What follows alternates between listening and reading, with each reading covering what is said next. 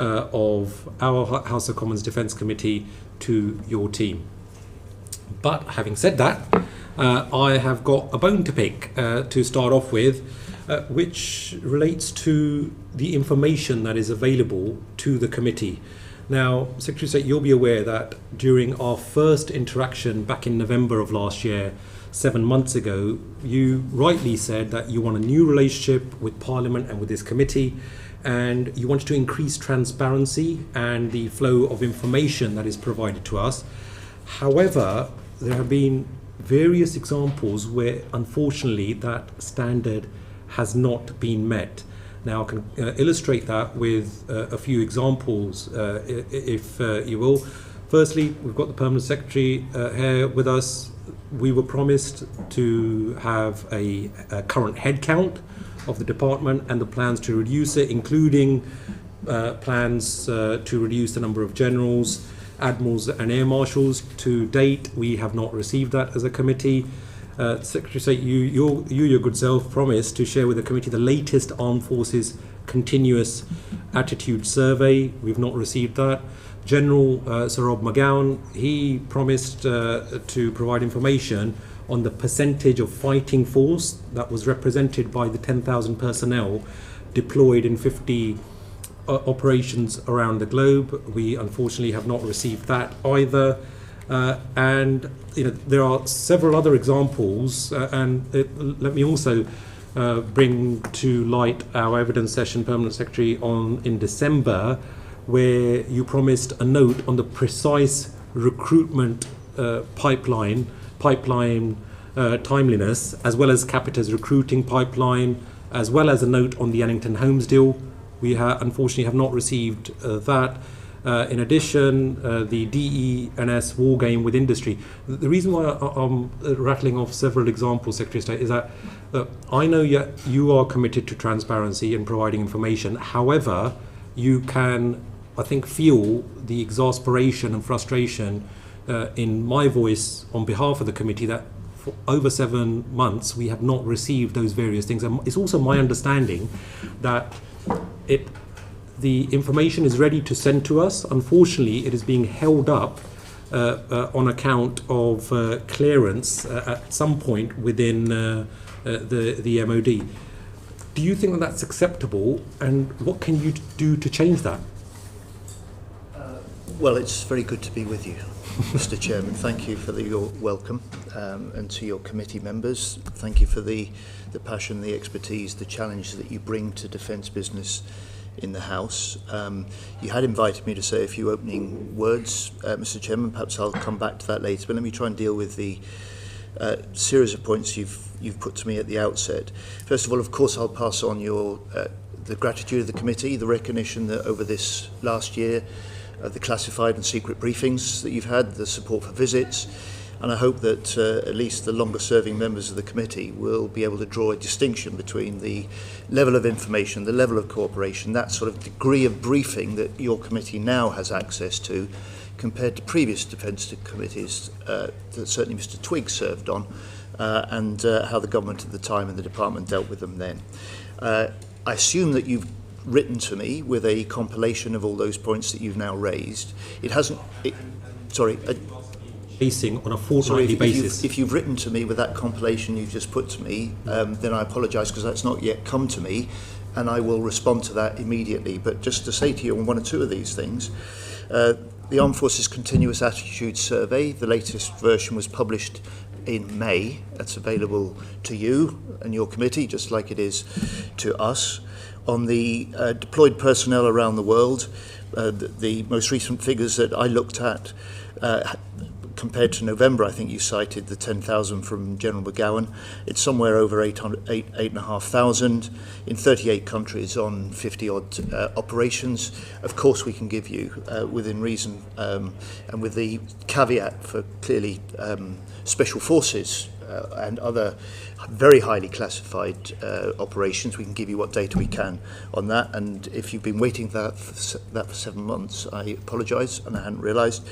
And likewise, the recruitment data, if you've been waiting 7 months for that, well, the data you would have got in November has been overtaken by the progress we've made.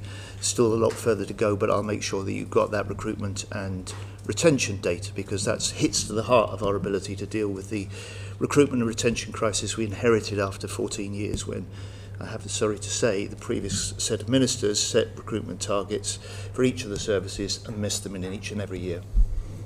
Secretary, I appreciate that response, but it would be good to get that in writing so that we can effectively do our work, because otherwise it really hampers our ability to get rid of the backlog and move forward in a meaningful way as well. But also, more generally, it has been discussed about more strategic, long-term things, namely the equipment plan. It was also agreed that last year's annual MOD report and the annual session with the permanent secretary, that we're still awaiting that, and likewise with the annual shipbuilding update. All of these things were discussed, and by the way, the annual shipbuilding update, that's 2.5 years ago. We are still none the wiser about that. I know my good friend Geoffrey Clifton Brown and his Public Accounts Committee have raised those issues when our member Derek Twigg was guesting at that particular committee. That issue was raised then as well. When do you think that these things will be received, and why are things taking so long? And what can you do to change that? Well, you asked for a more strategic view of what, as a new government with a newly elected mandate and a different vision, a new vision of defence to respond to the new era of threats that we face. We published a month ago today the Strategic Defence Review. That sets the vision and the framework within which we will now pursue the reforms that are already in place and we need to take further. We'll develop the policies that we need to develop, and we'll reinforce the warfighting readiness of our armed forces. So that gives you the strategic framework as a committee, and I no doubt you'll want to come to this, within which this Defence Department and this government will work. That SDR is good as an overarching document, but it's the detail that committee members would be more interested in terms of the equipment plan stuff, the accounts. I think the SDR would never encapsulate things such as the shipbuilding update. Those things are things that we need the facts and figures so that we can see progress with regards to what has been promised by government. Hopefully you can appreciate the nuance of that. I think your committee members will also appreciate, particularly those elected for the first time a year ago this week, that the details of plans that might have been the responsibility and the publication of previous ministers and a previous regime is really rather less relevant than the decisions that we will be taking now within and have already taken in this year and will take in the future now within the framework of the Strategic Defence Review. In terms of the annual set of report and accounts, that was essentially the report and annual accounts that mark the end of the previous government. I mean, if the committee wants to question me on them, I'm happy for you to do that. If you want to do a session where you question officials on them, of course you can do that. And then as far as the accounts and the decisions that we've taken as a government, they'll be reflected in the annual accounts and report in the way to come, in the normal possible way. But they will reflect in the way that the current doesn't. In fact, we've got a £5 billion boost to defence spending this year. That in 2 years' time, this is a government and this is a country that we're spending 2.5% on defence for the first time since 2010. Well, look, now that I've got that off my chest and we've got certain things on record, and I hope that we will be able to get the information. And I thank you for your clarification that is something that you will hopefully get actioned as soon as possible so that we can have that information. Let's now move on to the NATO summit. Before we move on, I mean, let me apologise to you and the committee for those bits of follow-up that have been stuck in the system rather than with the Secretary of State. It's not good enough, and you should expect better. It's not consistent with a very clear direction from the Secretary of State, from the ministerial team, about the importance of timely transparency to Parliament, to this to this committee. Frankly, for some of them, the answers when they came back weren't very good, so we've been around the buoy, and then it just becomes a question of their relevance. But I'm happy to follow up on that list with the clerk and get you answers to those questions, some of which will have moved on, as the Secretary of State says, over the course of the last few months, not least with decisions made in the SDR, some of which will be fleshed out later in the year through some of our SDR implementation work. But I'm happy to commit that we will come back on those outstanding questions in the next couple of weeks at the latest. I thank you for your commitment, Mr. Williams, and it's my job on behalf of the committee to make sure that our committee is accorded that due respect and prioritisation by the MOD to ensure that on behalf of Parliament and the British people that we can do our job. But let's move on, Secretary of State, to the NATO summit and defence expenditure. Can you please update the committee on last week's NATO summit? I know the Prime Minister made his statement in the House, but specifically on the financial commitments agreed by the UK.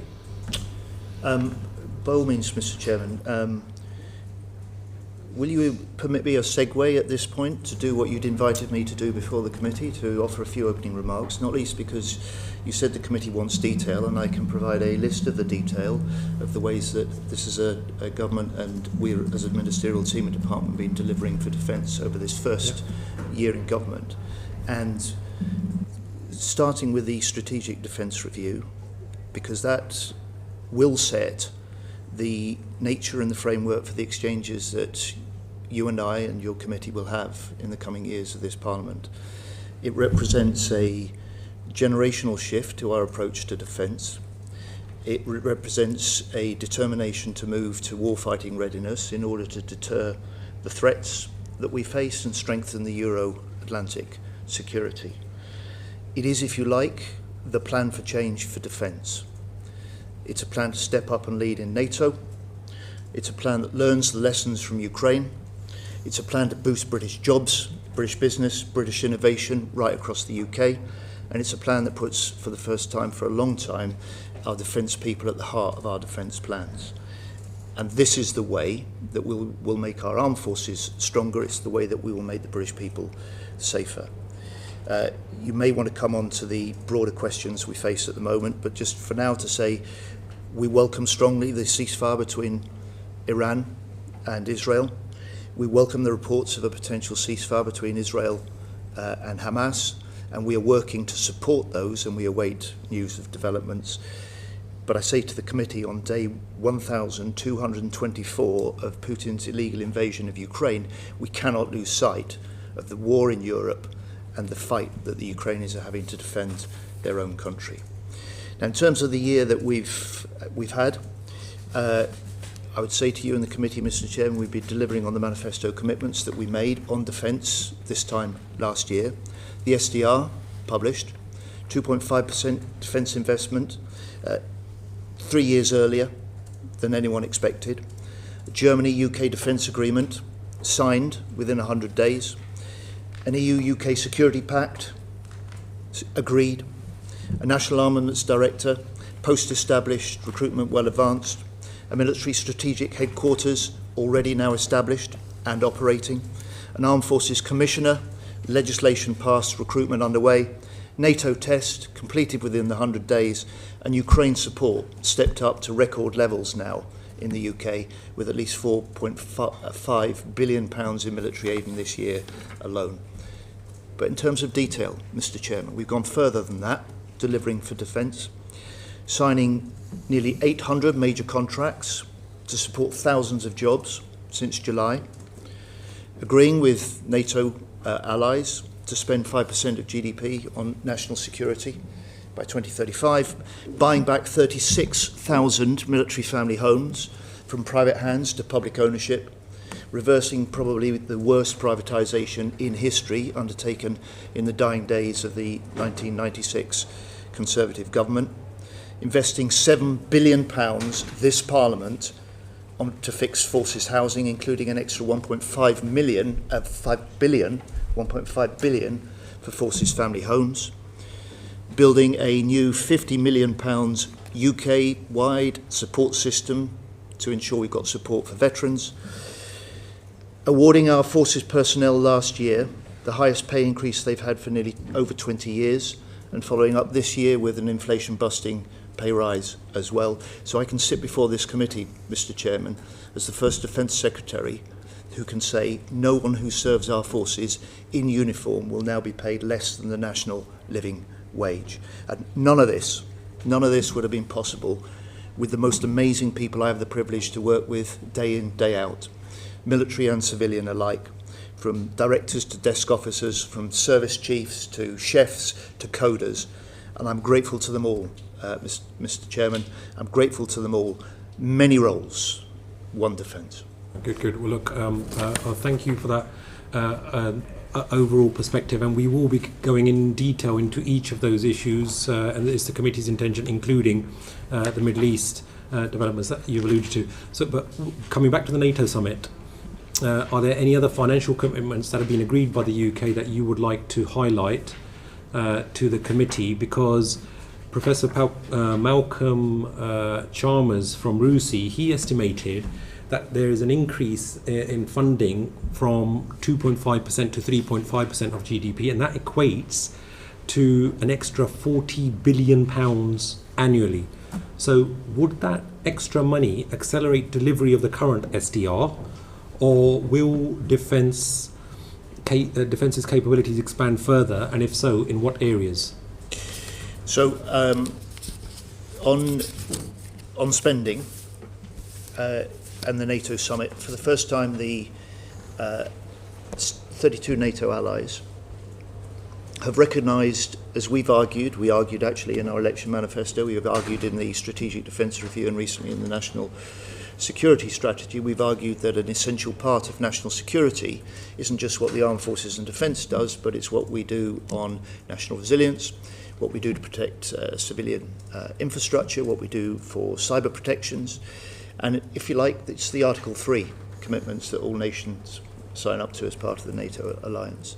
And so for the first time, that's a 5% commitment in 10 years' time, a benchmark, if you like, as NATO describe it, for all 32 nations to see that core defence spending and that wider national security spending hit 5%. That's a benchmark that we have welcomed. It's one we argued for. It's one we've signed up to as a government. Will the increase from 2.5% in 2027 to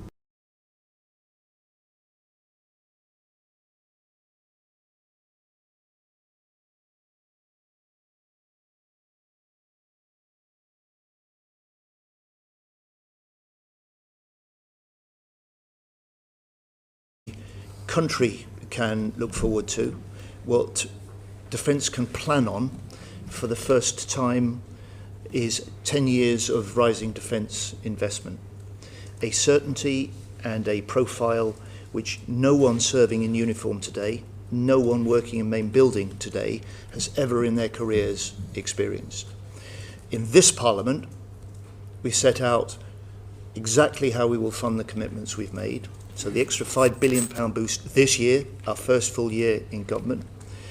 The 2.5% that will be reached in 2027 by switching money directly from the overseas development aid budget into defence, a tough decision that we took because of the importance of meeting the threats that we face.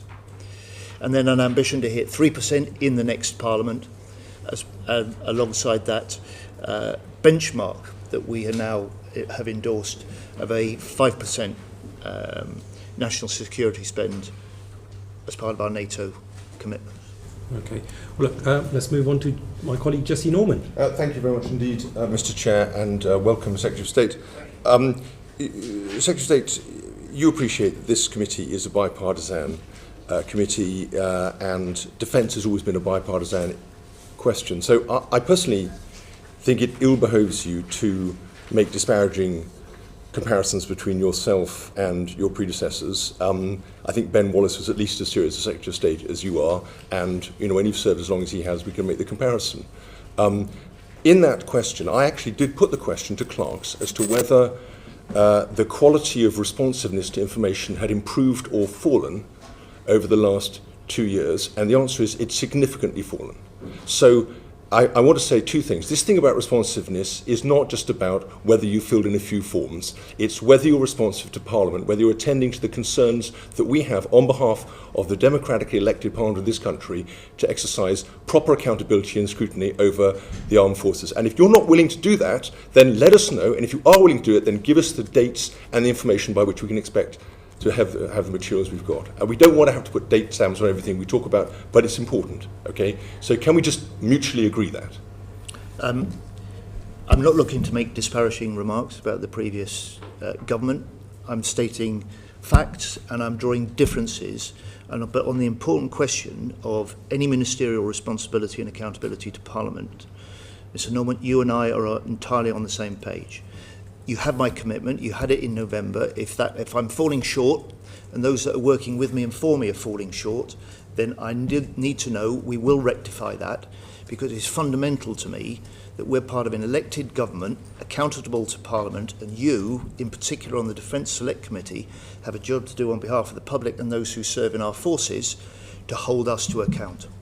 I'm grateful for that, and you appreciate, Secretary of State, what I think everyone on this side appreciates, which is it increases your authority to be responsive to accountable measures put in place and mechanisms by us. On the SDR communications, you wrote to us on the 11th of July to indicate that there had been a problem with the reading room and that was the nature of the communications failure, and that the committee had not received the documents it was supposed to have received until 12 noon, a delay of 2 hours.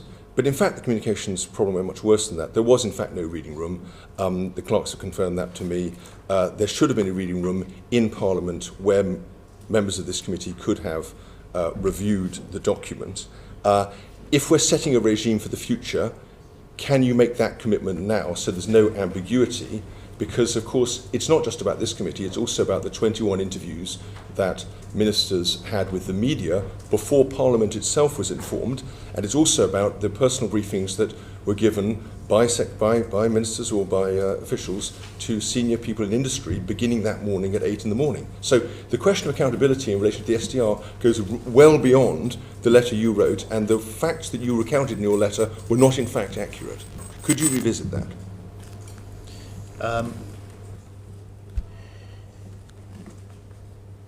I'm not, Mr. Norman, I'm actually not clear what letter you are referring to that I have written to the committee about this. It was a letter that you wrote especially back to that if they were, because what was in that letter would be accurate, would be precise, and what we found when we were preparing to release the Strategic Defence Review was that the department had no established systematic procedure for ensuring that those that need and should have access in advance to something as strategic and important as the Strategic Defence Review, there was no system for doing that.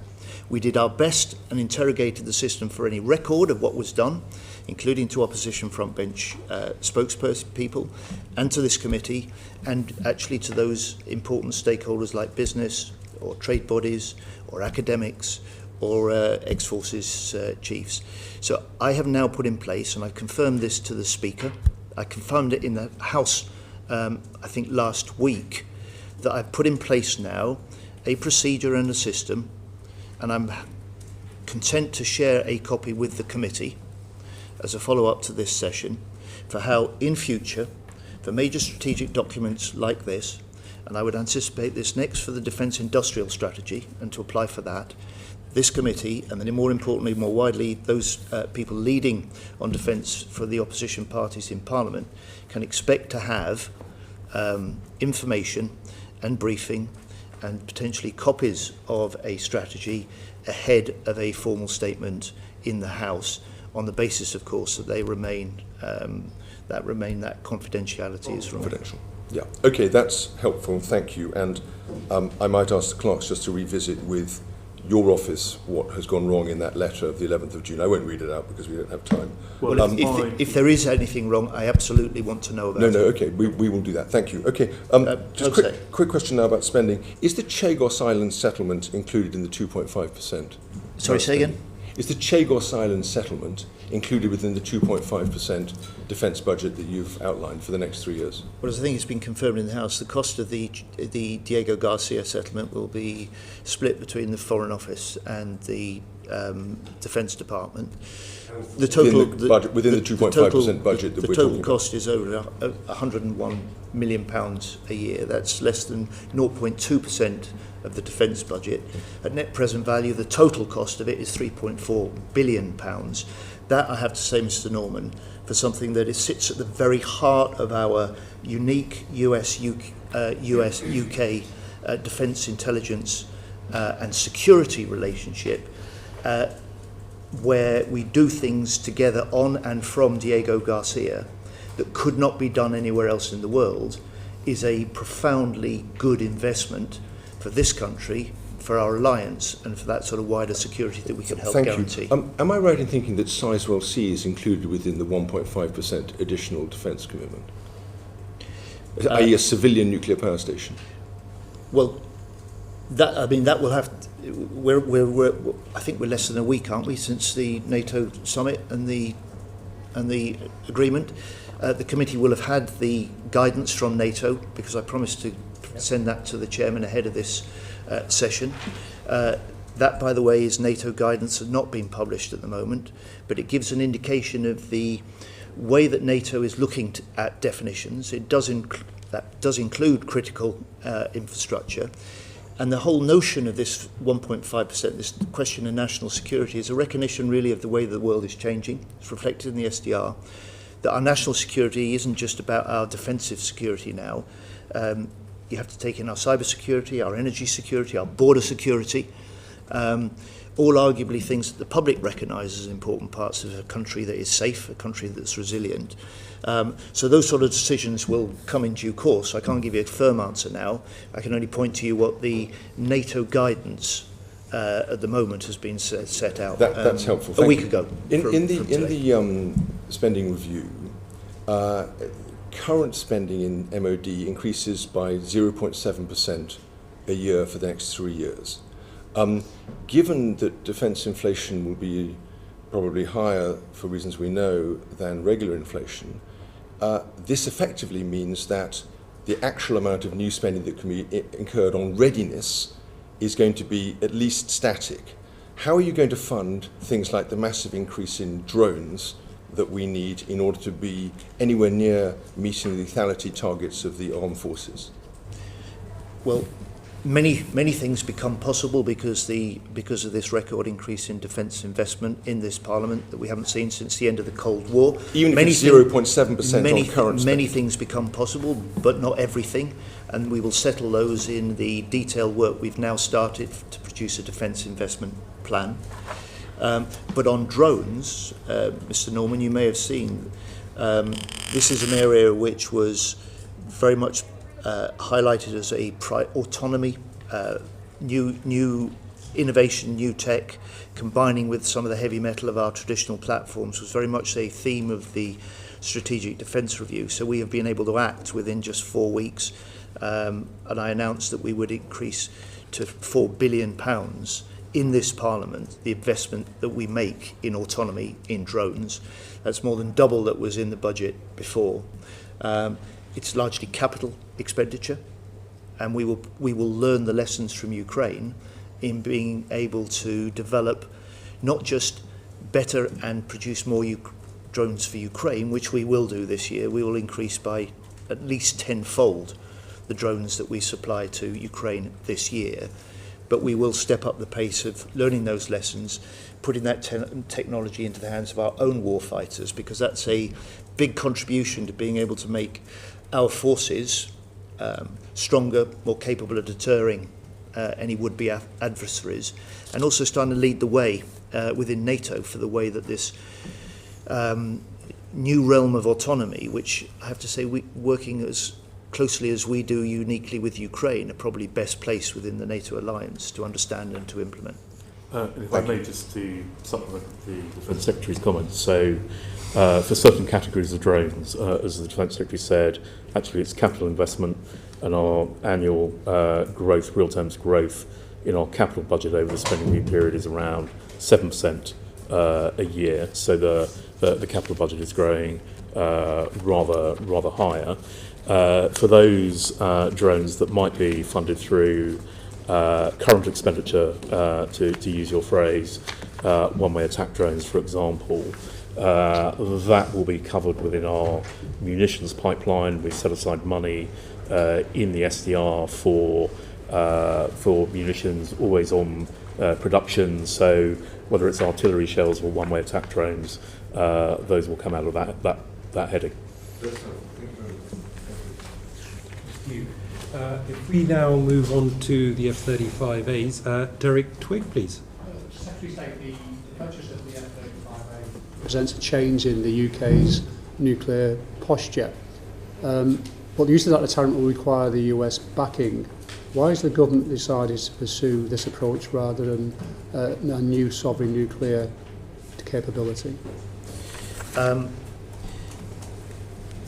You're right, Mr. Twigg, it is a change in our posture. Some have described it as the most significant change in our nuclear posture for a generation. It is alongside and additional and separate from our continuing total commitment to our independent nuclear deterrent delivered through CASD. And it is a recognition that this is a way that the UK can recognise the rising nuclear risks that we face as part of the increasing general threats, that we can step up and play a stronger role within NATO, and that we can help in this way reinforce the deterrent strength of our NATO alliance. Can I ask, is it still the plans to purchase a total of 138 F-35s? And can we expect the F-35A to make up the greater proportion of that purchase?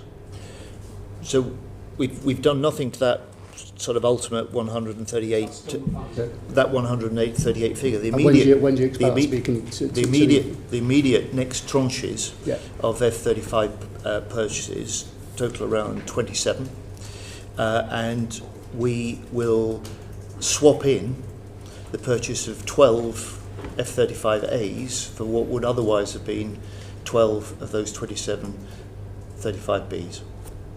And when would we have actually purchased the 138? I would expect those F-35As to start being delivered before the end of the decade. Isn't it the case that the work share for the UK on the F-35As is less than the F-35Bs? Is that us? What I propose is to suspend the session very shortly, and if I could request all members and the Secretary of State, we were notified beforehand that there was going to be a vote, if we could proceed to the votes as soon as possible, and Secretary of State, as soon as yourself and a quorum of the committee is present, then we will recommence. Order.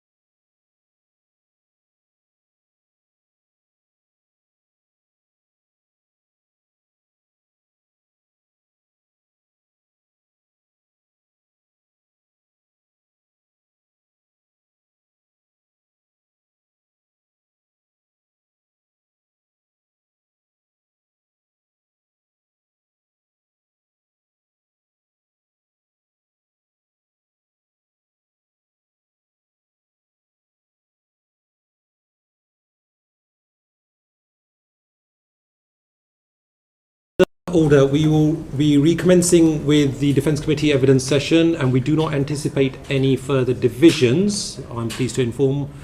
So he says, touch wood. Back to Derek Twigg, please.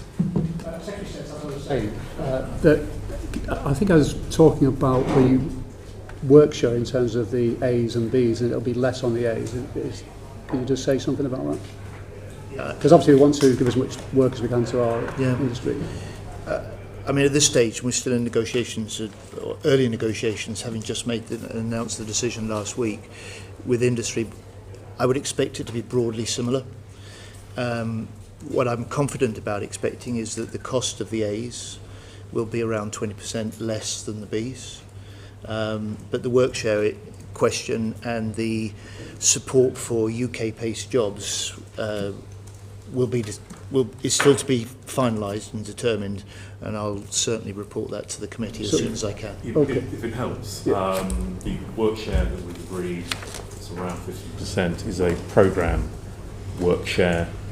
So there is UK content in every F-35, whether we're buying it or not. So the question about how much work is coming into the UK is about the overall programme balance across all of the F-35 nations. So we go back to the figure of 138 that you hope to buy by the end of the decade. Obviously you're going to buy more A's. No, not 138 by the end of the decade. Right, sorry. I said our plan for the next tranche totals are 27, and that within that I'm planning now, as a result of this decision, to swap 12 of that next purchase of 35Bs for 35As. So to come back to the question, I expect those to start being delivered by the end of the decade. To be really clear on that. So and repeating do myself. not have a date when we'll have the whole 138. No, you don't. So I mean, at the moment, for instance, Australia's got about 90, haven't they? But Mr. Twigg, you know the F-35 programme better than anyone. This is a programme that is going to stretch into the 2030s, 2040s, 2050s. So at the moment, we don't have a plan for reaching that figure at the moment. No, I'm just, to be really clear, look, the fresh decisions as a new government within the context of the Strategic Defence Review, reflecting this, as you said, a significant change in Britain's nuclear posture with the 35As, will be decisions that I take in the context of the next few months and the Defence Investment Plan, which we will complete and publish in the autumn. On the basis of the Defence Industrial Plan and obviously maintaining a strong defence industrial base, what does that say for the future of Typhoon purchases? And what's the plan? Well, the plan for any future Typhoon purchases will be decisions that are taken in the context of that defence investment planning process over the next few months. But you'll note on Typhoon that the Strategic Defence Review confirmed its importance, confirmed its role, and confirmed the strong recommendation which we've accepted that we look to upgrade our Typhoon fleet. And we have to recognise just how important that's been. So we can expect an increase in the number of Typhoons being bought? The SDR recommendations were about upgrading our Typhoon fleet. Decisions about I'm talking about being new. I'm trying to find a way of answering you.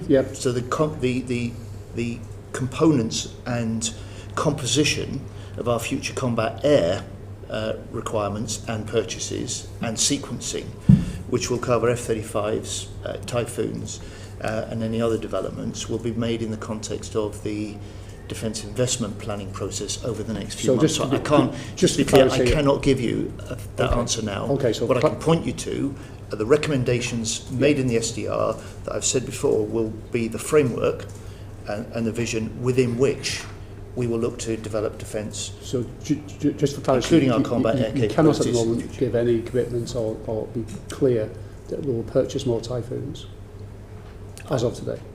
I've made clear what the recommendation is. I've made clear the period and the process within which any decisions like that will be taken.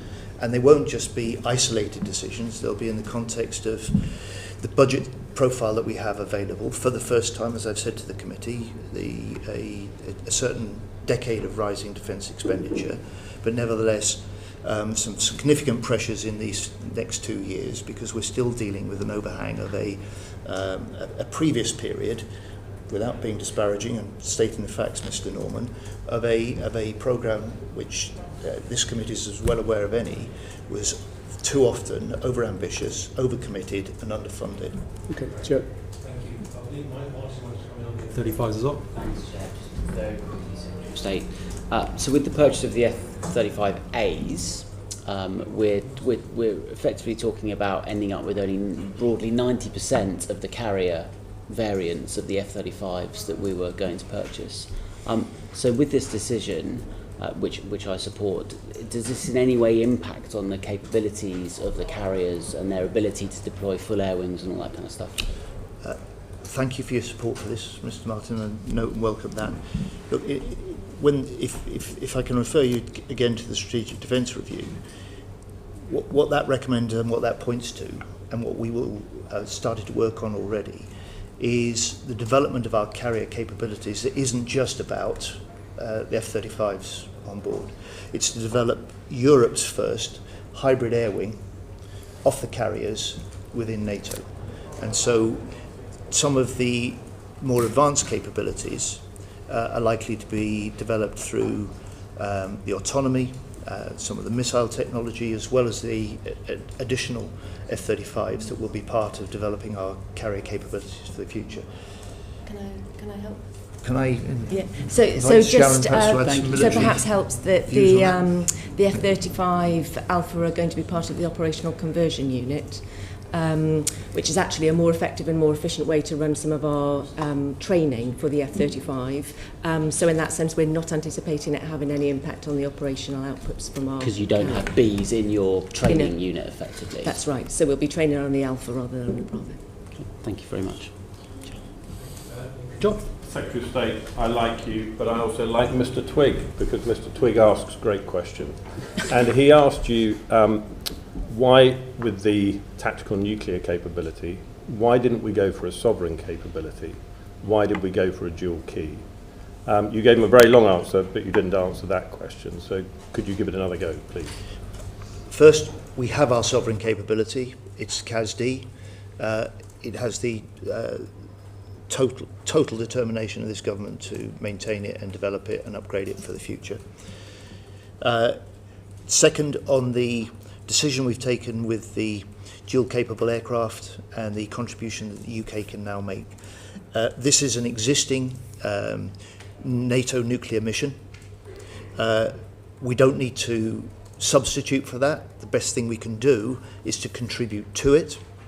And that's exactly what we have now given ourselves the scope to be able to do by this decision to purchase the 35As.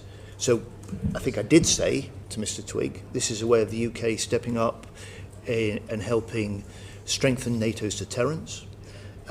Warmly welcomed by the NATO General Secretary, by NATO allies and by the US as a reinforcement of the credibility of NATO's existing nuclear mission. And so for those reasons, it's a decision that the Prime Minister and I took, and that I'm glad to say within 3 weeks of the Strategic Defence Review making that recommendation, we've been able to make that decision, and we're now getting on with putting it into practice. Did we have the option to have a UK sovereign tactical nuclear capability? Conceptually and in theory, I guess we could. That wasn't something that the SDR suggested was a good thing to do. It's not something that necessarily would be consistent with my ambition and the manifesto commitment we've made in the heart of the Strategic Defence Review, which is European nations need to step up and do more of the heavy lifting within NATO now. The UK needs to develop and demonstrate, as we are, a stronger leadership within NATO. This is action we can take now and are taking now that reinforces the deterrence of our alliance in the immediate years ahead.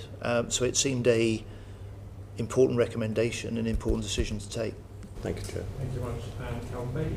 Sorry, thank you, Chair. There's a couple of things I just wanted to come back on. In terms of work share, the F-35As do not have a Rolls-Royce lift fan in them. So for every B that is removed from the programme, Rolls-Royce loses some work share. Can I just confirm that? My point is that we need to look at the number of F-35Bs being bought over the whole programme through the Joint Programme Office rather than just the There's UK. only 2 purchases of F-35B. So reductions in F-35B as a result of the F-35 programme means that Rolls-Royce does not get an equivalent amount of work share. The question then comes back to the fleet mix in potential further tranches of buy beyond the first 2 tranches that we have talked about. Absolutely, and that was the follow-on question, which, General, you made mention that those aircraft have been purchased for the OCU. Makes entire sense that you'd reduce the complexity and the operating costs of the training aircraft. And there is a lingering question about the signalling of what the rest of that fleet looks like. So if we have bought them just as a squadron of 12, so it looks like a squadron of 12, it's a squadron that can only be committed to NATO because you're not buying anything else around them. So there's no air-to-air refuelling. So they are a NATO commitment or a training unit share, correct? I think that's correct. The reason that we would want to invest in the tactical nuclear capability is so that we are making NATO more lethal. Okay, but the reason for buying them is to reduce the operating costs of a training aircraft. That was quite clear in the statement that was released in the RAF's statement, yes. So the logic for buying them was either that you are going to replace your trading out Bs for As. Yes.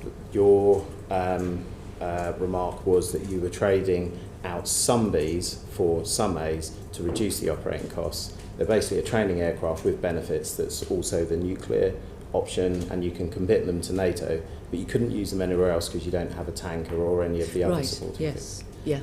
Okay, so there is, looking at it externally, the consequence to the UK industry would be that Rolls-Royce is going to lose out, but we don't have to worry about losing out on Typhoons because there is no greater design on F-35A at the moment. Is that reasonable?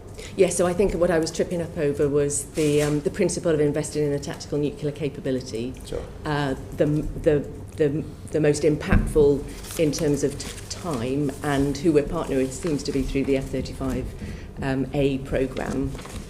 So that we retain our carrier capability, we wouldn't want that to displace some of our F-35 Bravo, and therefore we put them into the operational conversion unit. I think the logic flow was like that, rather than it was a training aircraft with benefits. Yes, exactly. No larger buys. Yeah. Brilliant. Thank you, General. Let's now move on to defence reform with Michelle Scroggum. Thank you, Chair. Thank you all for your time today. What do you feel are the main challenges that we face in delivering defence reform? And I'll put that to Secretary of State first. I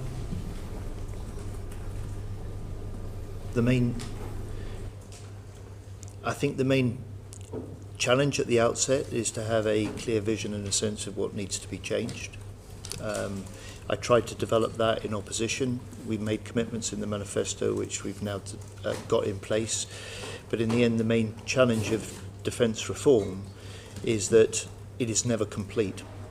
And it requires a strong leadership right across defence, including and in particular the leaders of the 4 main areas that we've now established: the NAD Group, National Armaments Director Group, the MSHQ, the Office of the Department of State, and the Defence Nuclear Organisation, as well as the political leadership. But it has to be pursued with just relentless attention. And in political terms, it is something that brings no front pages, no photo opportunities. But it remains my view, 1 year into this job now, unless we drive further with the reforms, unless we deliver them during the course of this year in this Parliament, we simply will not do and be able to deliver what's required of us to meet the objectives in the Strategic Defence Review, and be able to say to people, look, in Britain here we're investing more in defence, and here you can see the benefits, and we carry that opinion with us. And if I can direct that to Mr Williams as well. Well, I'd rather talk about the opportunities, actually, of defence reform. So the programme is looking at structures and processes and critically at people, ways of working, the relationship between the four areas of the department that the Secretary of State has set out. And I think the opportunities around much clearer accountabilities and responsibilities, around delayering of our process, simplification of our process. There is a bit of an MOD culture that if a decision is worth making, it's worth making 5 or 6 times. We quite like to make it once and then get on and deliver and implement. And the reform programme is really, I think, integral to that. It's absolutely integral to the delivery of the Strategic Defence Review. If you think about the ambition around investment in capability at pace to meet the threat that the country and our armed forces face, if you think about the changed relationship between the department and industry, if you think about the way in which we want to foster innovation, the kind of reforms that we're setting out through this reform programme are absolutely critical to delivering it, on the ambition in this SDR. And of course, in a reform programme, you have to make sure you've got that vision, you've got the processes right, you've got the implementation emphasis there. It's definitely about leadership, communication to make sure that the whole organisation has got it.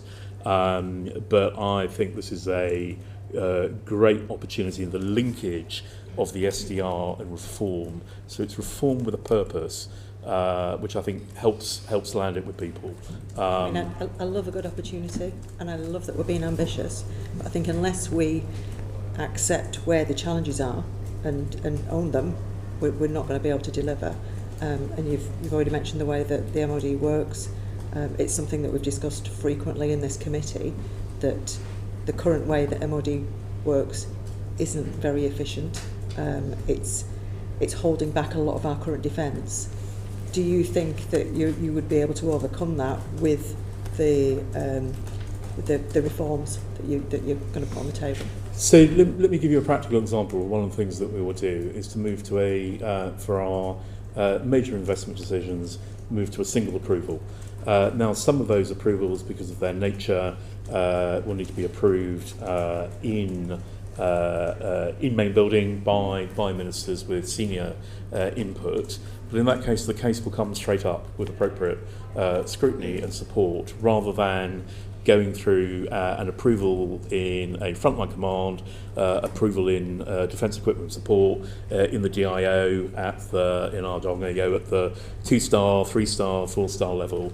It's about collapsing and simplifying the process. It doesn't mean that there won't be engagement between the 4 areas of consultation, but being really clear about who the decision maker is, making sure they've got the evidence and the information they need to make that decision. But both the downward empowerment, but also the upward escalation when we hit blockers, I think defence reform has got as good a chance as any of the reform programmes I've been involved in, and we are already making progress. There are tangible signs of progress since we moved to the new structure in April, and our people are feeling it, and that is different. Thank you. Secretary of State, you've described the defence reform as Parliament-long programme. How far along You've described the reform as a Parliament-long programme. Yes. How far along do you feel that we are in the programme? So what aspects are complete and what aspects do you see that remain to be done? Well, we're 1 year along. We've made some major structural, really serious major organisational changes. But we've now laid the foundations, and getting the wiring between the 4 major areas is important, the horizontal links. To be honest, we're all sort of politicians, we're all political leaders. We strive to be able to say things in ways that people who aren't specialists can understand, and the real challenge for me is twofold. this can become a question of organisational structures or management speak very quickly.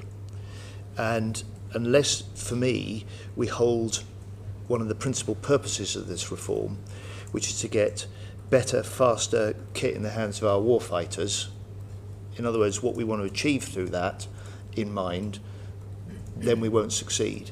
And unless we can make the changes that mean people's contribution to doing that is easier and different, not just the titles and the obligations and the performance metrics of the very senior people, then again we won't.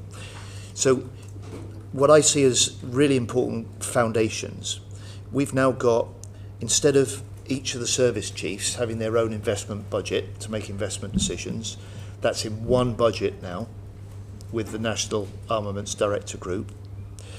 Instead of it taking, for instance, an average of 6 years to get to the point of contract for major platforms, we've specified for major platforms a reduction of that as a target to 2 years. We've similarly reduced the targets for those sort of upgrades like weapon systems or spiral development of radar systems and comm systems to 1 year.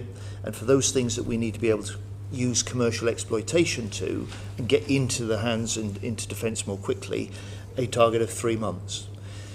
And to make that really specific, we had, right, in what might be called the sort of lethality, which essentially is part of the autonomy area, we had 27 different overlapping programs in 4 different commands run by 10 different senior responsible officers.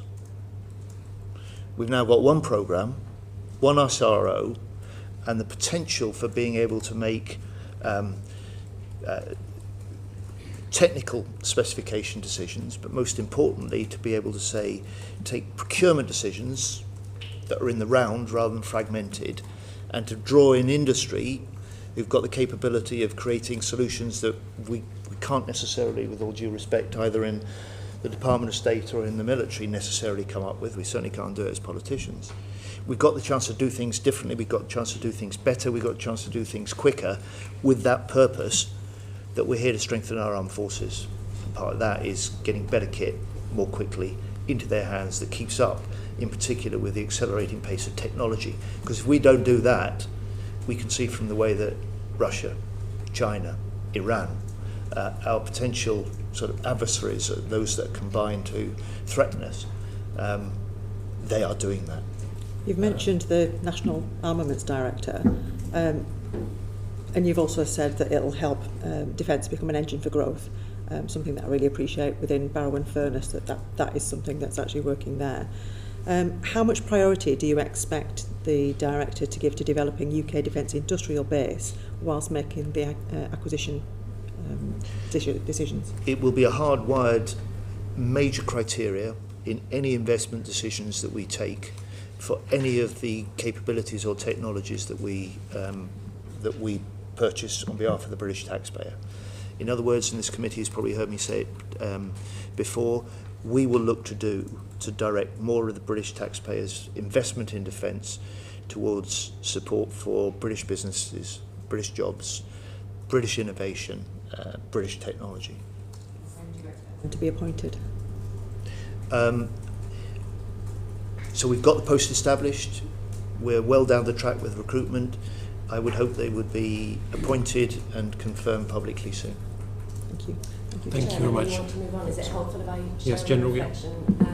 Because having been in the organisation for longer than I would admit, it does feel very different on this reform. I've said for a while, and this is a personal reflection, is that the thing that we need to really fix is have a balanced programme. That's what the SDR and the Defence Investment Plan will help us do. And then sort out the way we deliver and we operate as defence, and that's the defence reform. And I quite frequently say, on our watch, this is the opportunity to miss, because we have to do it now. So we touched a little bit on the SDR. From the defence reform perspective, the 3 game changers, which we have not seen in previous attempts to change our operating model. So the first one, and I know I'm amplifying what David said, but we've never been clear about who's the decider. So being really clear about who decides and then how that flows through the organisation is a very tangible shift which we feel already. So literally who's the decider. Secondly, it's the relationship of the CDS with the chiefs. It's about an integrated force. We're very good at doing that operationally. We've been less good at doing that about our future force, so force design. That's what will feel very different. And then, of course, the National Armaments Director. I mean, from my perspective as a chief, what I care about is having the capability in the time frame that I need. I want to have an industrial base that means it's resilient, and frankly, I don't want to worry about doing that. That's what is a game changer from a NAD perspective. And to keep all of us up to the mark, including me, I'm appointing to a new post of strategic advisor and head of review and challenge. In other words, to take the lessons that I think worked well during the strategic review process of bringing in external experts, but with a very specific review and challenge process, that Malcolm Chalmers will be joining us from RUSI to play that role in that new post. He will reinforce the policy muscle of the department. He's a one-man intellectual powerhouse, to be quite honest, on defence, but he will in particular become the head of review and challenge within the department. To me, not just advising me, but challenging me, but also to leaders in the main areas as well. Can I also get an undertaking from yourself that we can have a post-appointment session with the new permanent National Armaments Director, please? You absolutely have my undertaking to that. Good. And although I don't at this point want to tell them that in case it puts them off, right. But I'm sure they will welcome it. Thank you very much. I'm sure they will. Also, just to say that there's quite a lot of ground to cover, so my request to members is to please make questions as succinct as possible, and also to our esteemed panellists to make those responses as incisive and as concise as possible. And a perfect example of that is Lincoln Job. Just on the back of the defence reform and the drive to speed things up, obviously getting defence export licences has ground to a halt pretty much within the last 12 months. It's much, much slower. Defence companies in my constituency tell me. Would the department, as part of the reform reorganisation, consider making a bid to take the granting of defence export licences in-house under the National Armaments Director, so that the export side of NADS's job is made quicker and more efficient? You'd have to work harder, Mr. Jupp, to convince me that in principle that's a good move, for this reason. There is in my view, there is a merit and a credibility in having a regime that is the responsibility of a different part of government if you want it to be an exports licensing regime that is properly conducted. I think you need that separate from the part of government that will from this point on be responsible for driving and increasing this country's defence exports. Because one of the recent machinery of government changes that has been confirmed, one of the recommendations in the Strategic Defence Review, and one of my ambitions has been to create a Defence Exports Office. That will now is being set up. It's being set up in defence, and it will be composed of great people from DBT, experts from within defence. It will link with the network of representatives we have right across the world, but fundamentally it will enable us to reflect the reality of the world now, which is that many nations don't simply want to be high status customers buying kit from us. What they're looking for is a partnership and a defence and security relationship. And so therefore at the heart of this needs to be a government relationship. And my experience I've reflected over the last 12 months is that for the really big potential export campaigns run with British produced kit, the role of ministers, the role of government is so much greater than I think I'd appreciated, but we have to reflect that if we want to be more successful. Thank you, Chair. Well, thank you. Thomas. Thank you, Chair. Secretary of State, you're very committed to innovation, enhancing and modernising our capabilities. That's clear in the SDR. Part of defence reform, you've created and established UK Defence Innovation, UKDI, which you announced some months ago, and there was a press release yesterday about that. Just some detail on that, if I may. Who's that going to report to directly? That will be within the NAD group. And who will it report to? Will it be the NAD? It will report to the NAD. Directly to the NAD. Okay. And the NAD, in terms of ministerial portfolio, that I assume belongs to the Defence Procurement and Industry Minister. Would that be correct? No, the principal accountability. Listen, in terms of ministerial portfolio and responsibility, the minister that will work most closely and that day to day will do much of the work and the holding to account the pressure on delivery will clearly be the Minister for Defence Industry and Procurement. But fundamentally, the four leaders of the NAD group, the MSHQ, the department and the Defence Nuclear Organisation, I meet them regularly. I meet them regularly as individually. I meet them regularly as a group.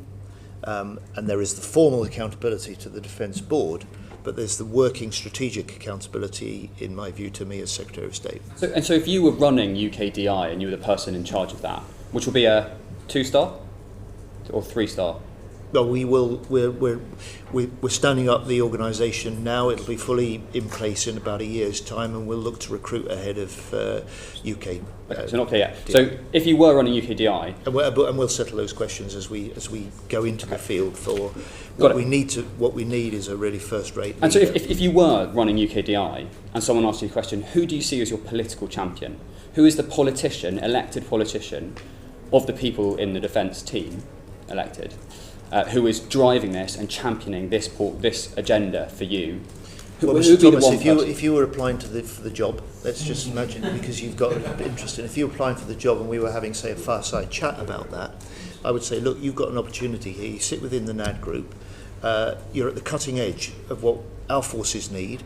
You're at the cutting edge of where the real impact on British industry and British jobs go. And this is a post that has been jointly developed and jointly announced, actually, this move by the Chancellor and the Defence Secretary. You will be in a unique position within that NAD group to have two cabinet members jointly who will look to back what you do, but by the same token follow particularly closely how well you do it. Sure. No, we all understand that the Chancellor is very supportive of the defence agenda. I meant more within the defence team, and particularly by comparison to the American model, where DIU, Defence Innovation Unit, of the Department of Defence in America, reports and is championed by the Secretary of State, and was established and personally championed by previous Secretary of State Ash Carter. And a lot of people, when you chat to them, say that is why it had success and the ability to actually drive adoption and innovation in the US model. And there are some fears, as you will know, Secretary of State, that UKDI as a concept will be buried in bureaucracy quickly unless it has a political champion who is named and identified. Look, I'll take that, as, if I may, as a sort of point of design as we set the organisation up, as we point ahead. But simply to say, to reflect the conversation earlier with Mr. Scroggin, this is bringing together what at the moment is fragmented programmes, fragmented responsibility for defence innovation. It's an opportunity to consolidate that, give it fresh leadership, and take it into areas that we've just not touched before. Great. Thank you very much. Jesse Norman. Thank you, Secretary of State. It's been a very interesting conversation. Just to follow up on this, but obviously the NAD, from your point of view, is going to be a powerful driver of procurement, improvement, rapidity, and change. How are you going to set up that office? Because one could have two worries, right? One would be they're just going to main building, after which the waters will close and you'll never see them again. Or the second might be that they're going to go into DNS and somehow be dislocated from the Whitehall machine. How are you going to manage that so that they have the requisite authority but also the purpose and the drive to meet your needs? I think the requisite authority lies in the construct of the post, the range of responsibilities within the NAD group that it has, and within that is a post that will run DE&S. So it's not somebody that will do that job at the same time. Look, in the end, it's like with almost anything. It's also about getting the right person, and I'm confident we should be able to do that. Okay, thank you. I don't know whether David, you want to add on that? Just very briefly, please. Sorry, you want to move on. I hope I'm not a little too disobliging about MOD. Combination of the right person, the team around, where the priorities are. So, I mean, you can imagine an admin spends quite a lot of time trying to run the combination of organisation of 30,000 people. I think that's not particularly what we are after. We want somebody that is making sure that the leadership team around them is delivering, but also having that strategic engagement with industry, strategic engagement internationally, for instance, through NATO national armaments directors and so on. So there's an up and out dimension that's going to be really important alongside ministers, as well as making sure that the leadership team of the various components in the NAG group are delivering as they need to. Thank you very much. Mike Martin, please. Thanks, Chair. So, as you know, Secretary of State, the UK, as with all other NATO countries, has to meet NATO capability targets. How would you say we are doing against our NATO capability targets at the moment, and when do you think we might meet them? You'll know the capability target horizon stretches almost 2 decades. The commitments that we and the other NATO nations signed up to last Wednesday at the NATO summit endorsed a new set of capability targets, and that will frame a major part of the sort of priorities and the focus for our decisions now in the defence investment planning process. How well does the UK measure up against the targets? We've not met all the targets that we've set before. The point about the targets is that they are part of defining our contribution to the NATO collective defence and deterrence, and that the point also that they stretch every nation to do more. And at this time, that's exactly what we'll do. So you've probably heard the same thing that we have, and we've received briefings that some of our NATO allies are concerned about Britain's ability to meet those, particularly when other NATO allies are also failing to meet theirs. And of course, the beauty of the alliance is we all, work for each other in collective defence. But of course, if we're all falling back on our capability targets, it leaves us exposed because each one is expecting the other to step up. Could I just pick one thing from the Strategic Defence Review, and I'm paraphrasing slightly, but on the section on land power, the SDR said that we should be providing a core headquarters and 2 divisions for the ARC, which is one of NATO's 2 strategic reserve corps. How would you say we're doing on that target? Well, first, the capability targets are exactly what they are, targets. They're designed to push and stretch. They do that with all our nations. They're doing it with us. They're an important part of our drive to transform and modernise what we can do. I don't know if General Naismith, maybe you want to deal with this particular question, but just, Mr. Chairman, you'll know that NATO doesn't publish capability targets. It doesn't publish performance against capability targets. It doesn't publish, therefore, the new set of capability targets that flow from last week's summit. But if the committee would like a briefing on the capability targets that we have accepted as in part the definition of how we will in this period ahead look to contribute more to NATO, then as a follow-up to this session in a way that it's not possible to do, Mr. Thomas, in the open session like this, to answer some of the questions that you've got. If that could be facilitated. Thank you very much for but that. On the specific, did you want to start? Super short one. So perhaps to reinforce, that we're very clear-sighted on the commitment to the capability targets. They are absolutely to be delivered over time, and we recognise that there is risk against our ability to meet some of those capability targets. The work of the Defence Investment Plan will, of course, be to work out how we prioritise and sequence those areas of risk to address them most quickly. We're also very focused on what Sakura, of course, has said to us as the priorities, things that he wants us to deliver, of which the Reserve Corps is one of those things. CGS, I think, has been very clear about how his intent to deliver against that ask. And much of what the SDR talks about is how to increase lethality. And actually at his land warfare conference, he talked in some detail about his vision for how to change lethality. So less about the input structure, more about the output of effect.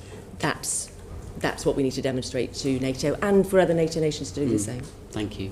And it's actually a great segue to my last question, which is really about the philosophy of the SDR. Because the SDR is about a transformation of defence to a hybrid force and increasing lethality, and you know, I think in conceptual terms it's a great document. But in reality, with the resource profile, the inputs of course do matter, that we're really only going to realise that vision beginning in the 2030s, yet everywhere we hear from the Prime Minister and the National Security Strategy, everywhere we hear that the threat is now. You know, we are ready to be, you know, we should be ready now. We are being attacked in some domains every day now. And so I guess my question is, we've made a choice there, which is to transform our military forces and deliver effect in the 2030s, but is not the threat now. And I wonder, Secretary of State, if you could just speak to that dilemma and why you've chosen on, sorry to use a cheap phrase, but jam tomorrow rather than jam today. The SDR sets out a vision, a transformation, as you say, for the next 10 years and beyond. You can crystallise it essentially in the planning, equipping, training, deploying as an integrated force rather than separate services, and doing so in a way that brings the power of new technology, AI, autonomy, drones, alongside the heavy metal of what we've already got. Let me segue to your question from your previous question. I would expect the capability targets that we settle in 2029, after the cycle of 4-year review, to look different to the ones we've signed up to today. Because especially with my ambition from the SDR to make the UK the most innovating European nation within NATO, we will be able to demonstrate that we can achieve some of the deterrent and defence effects that the current capability targets require in different ways. Sure. And it isn't jam tomorrow. The SDR is a 10-year and beyond period. And the question is, what can we do now? How do we sequence the period over that? And I think the fact that we've been able to produce the strategic review just a month ago, but we've already been able to say, right, we'll set up, and we started to do that, a cyber and electromagnetic command. The fact that we've been able to commit double the budget to £4 billion for autonomy and drones in this Parliament alone, that we can invest in this Parliament £6 billion for munitions, including new munitions factories. And I could go through a list of the decisions we've taken, the action that we can take, that we can get underway now, not in the early 2030s, but clearly we can't do everything at once. So you'd argue there's some jam today. Thank you. Jam and marmite today. Thank you very much. There's, as I mentioned, a lot of ground to cover, so I just want to make sure that all members get the opportunity. Lincoln Jott, please. Secretary of State, was the US's recent military action against Iran legal in the view of MOD lawyers? Look, that sort of legal advice isn't public or disclosed Look, we are totally at one with the US and with a number of other allies that Iran can never be allowed to develop a nuclear weapon. The US struck those nuclear targets. We've now got a ceasefire in place. We welcome that. The challenge now, and this was part of the discussions that the NATO nations had last week, was how do we build now on that to make sure that we get a diplomatic process and lock on Iran, because as the Prime Minister has argued, in the end the only way to secure a sustainable, verifiable situation in Iran where they can't try to reactivate a nuclear weapons program is to do that diplomatically. So if we're totally as one with the US, the phrase you just used, why can't you say publicly that you support the US's actions? I welcome the situation we're in now. So you're prepared to welcome the ends but not the means? Including the fact that we have a ceasefire, we have a degraded, if not destroyed, Iranian nuclear weapons program.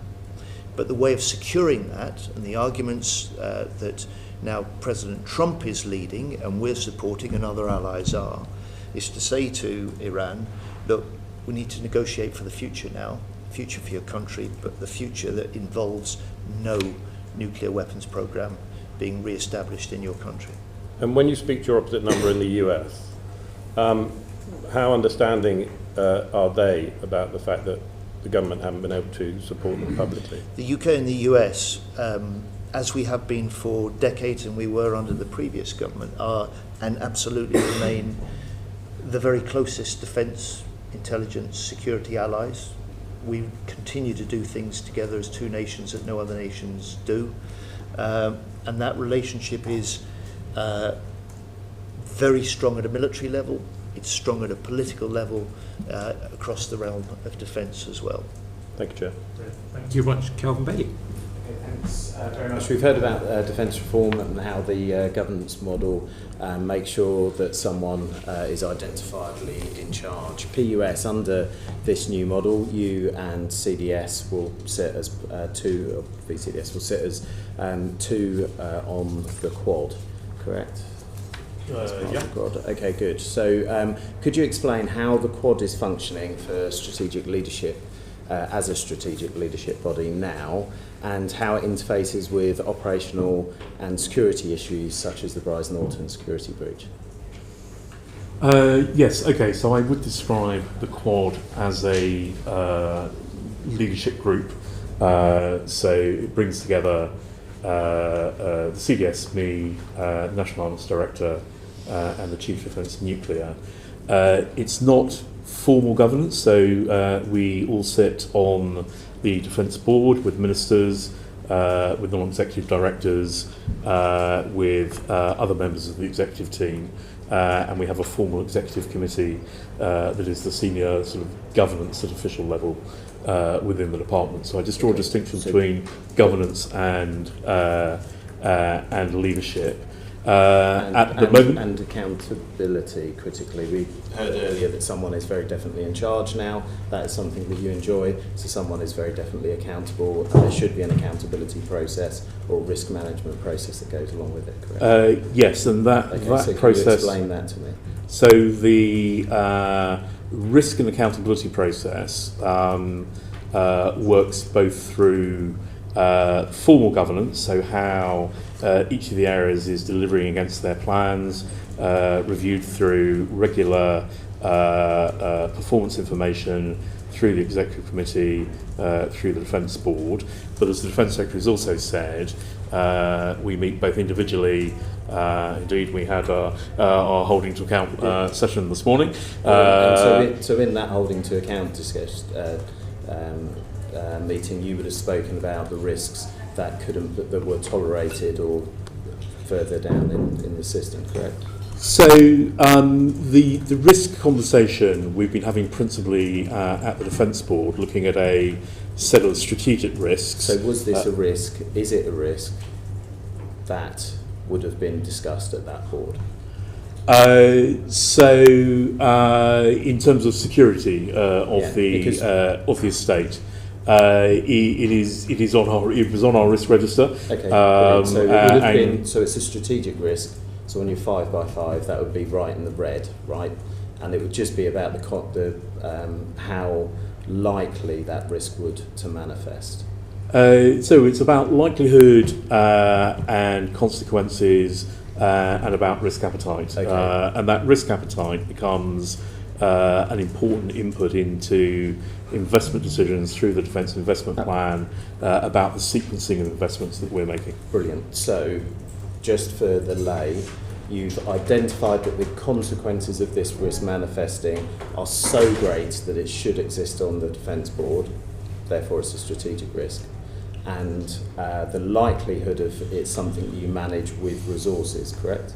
Well, you can use resource to mitigate the impact as well as the, or you could tolerate it. Yeah. So who owns the resources that mitigate that risk in the Quad? So for security of our built estate, the security policy, the parameters within which the department operates, is owned by a team that reports to me within the Department of State. Because only you appear in the Quad. So you would be accountable for either tolerating or mitigating that risk? For our policy on security, delivery against that policy, including aspects of sequencing, then sits out with the owners of the individual bits of the estate. So I assume in the meeting this morning you said, Secretary of State at Brize Norton, I have a risk that's a strategic risk that is highly likely to happen. I don't have the resources to address it, therefore it's something that you are accountable, that you have to take off my hands. Is that correct? That's not the conversation that we had this morning. So, as ministers have made clear, we've launched an immediate review of some of our security issues around the built estate, particularly in the UK.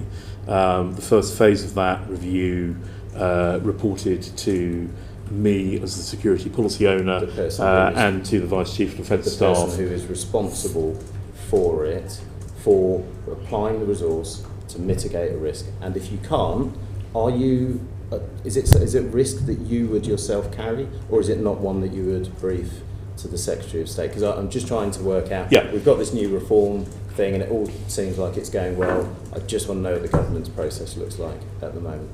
Yeah, so I'm responsible for setting the security policy.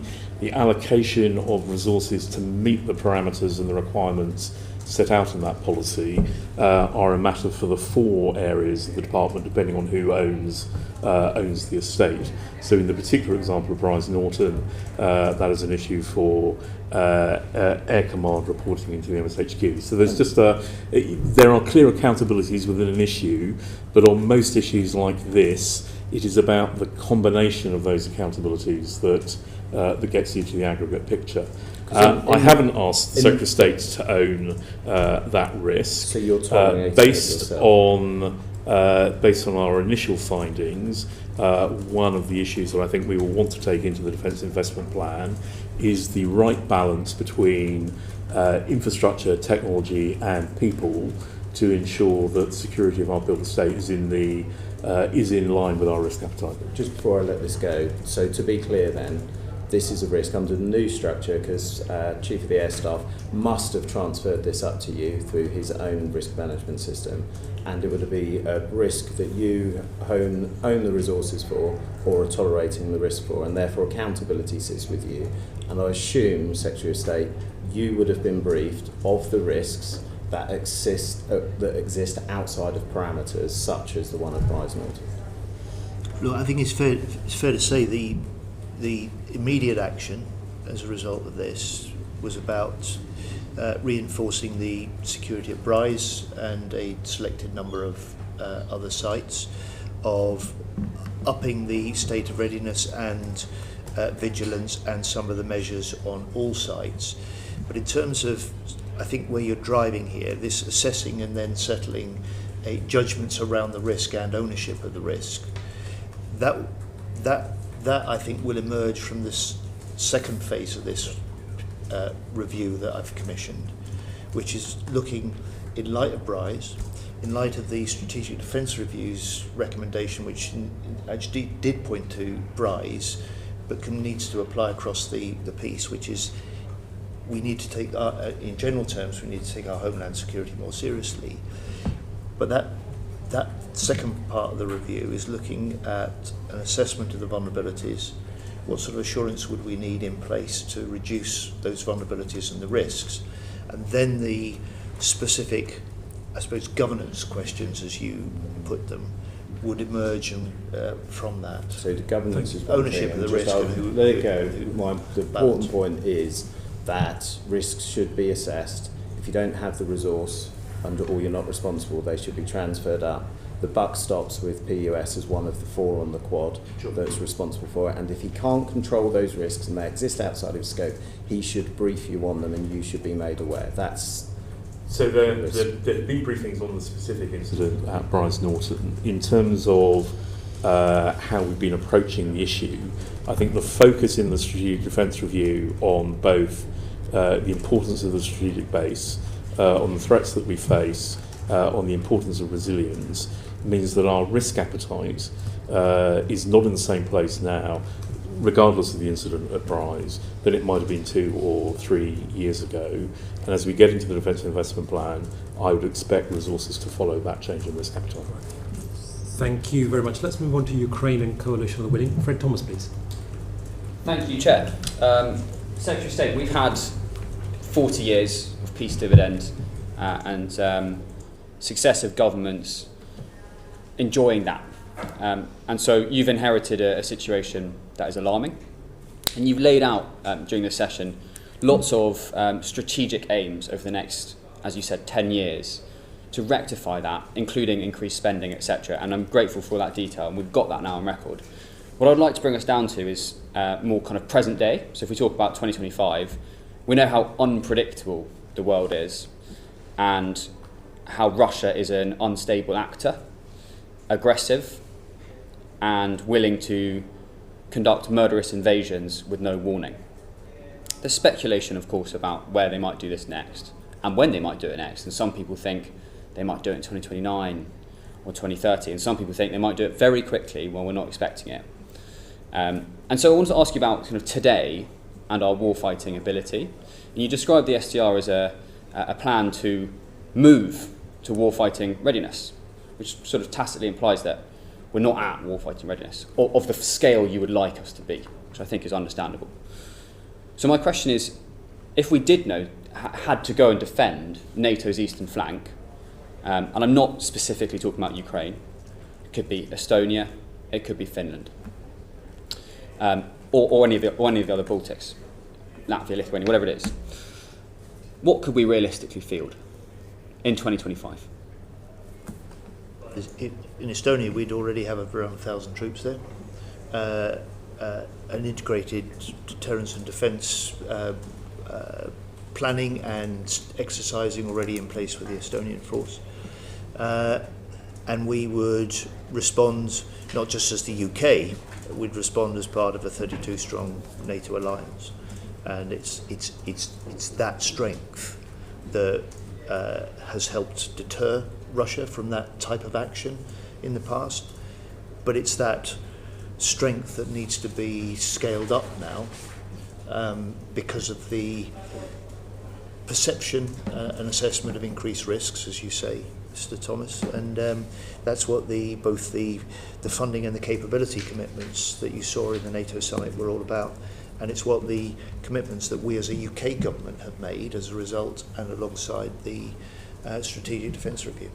Yeah, so if there was and we can come to yourself there, General, now. So there's a 32-strong coalition deploying in 2025, I'm not talking about kind of future spending. And Britain, as the Secretary of State said, we've got roughly 1,000 troops in Estonia. What kind of numbers can Britain deploy in 2025 as part of an imaginary NATO coalition? What can we actually deploy? And we've mentioned 1,000 troops so far. We've got that. What else can we deploy? So would you like to have a conversation about the coalition of the willing work? No, just the question I'm asking you. Okay, so I think as the Secretary of State has said, I don't think it's appropriate that I talk about the detail of numbers. But as part of the wider NATO plans, what is being asked of us in the NATO force model, we're delivering against the commitments that we need to at the appropriate scales over the next couple of years. We'd be the first to say we, of course, would be ready to fight, but we'd also say and acknowledge that there are risks in our ability to do that. And everything that we've talked about so far in the Defence Review and indeed the reform is about making us more lethal and stronger as part of a stronger NATO. But Sakia has a plan for exactly what you're describing. The UK has roles to play within that plan, and if that sort of action was undertaken by Russia, that's the response that they should expect, and the UK would play a part in that. Okay, fine. Good. Thank you. Let's move on to Homeland Security and Resilience. Alex Baker, please. Thank you very much, Chair. Thank you to the panel. My community, Aldershot, obviously plays a role in Homeland Defence and Resilience with the HQ of Standing Joint Command in Aldershot. So I'm interested to ask you, it was great to see a focus on that in the SDR. How is the SDR going to help better protect our critical national infrastructure?